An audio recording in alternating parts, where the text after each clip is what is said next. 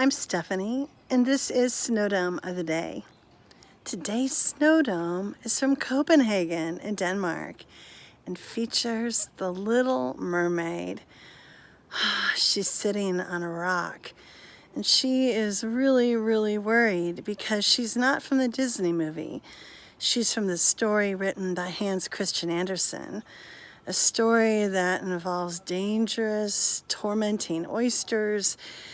It involves feeling like you're being stabbed by little knives. It involves a suitor who just won't fall in love with you and all kinds of murderous thoughts. Oof. But there's a mermaid, and who doesn't love mermaids?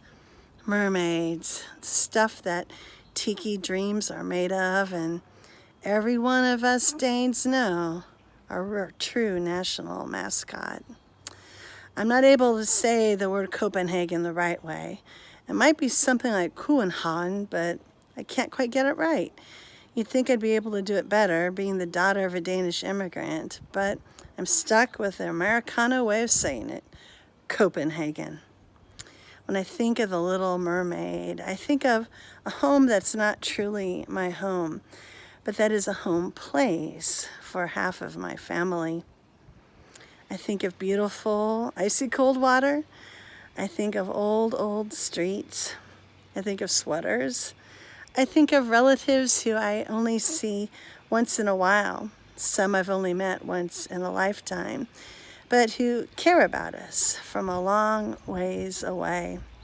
It's always fun when the Danish relatives come to visit.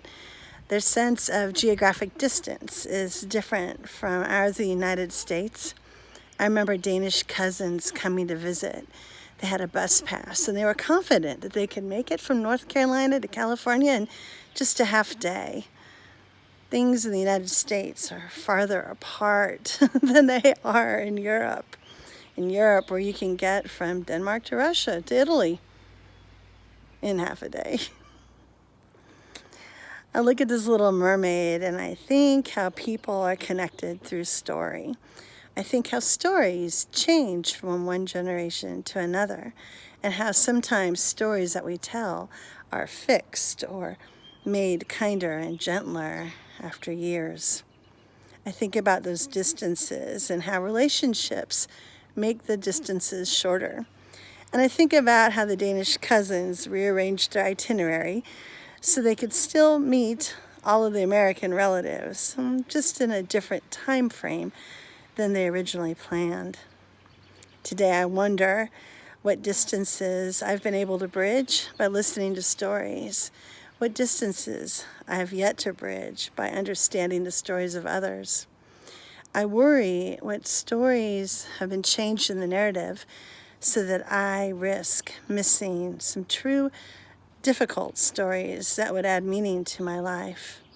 And I give thanks for all of those journeys and all the people who've taken the time and effort to reroute themselves when the journey has turned out differently than they expected, so that we can spend time together to connect, communicate across the time, across the distance, to maintain friendships and relationships.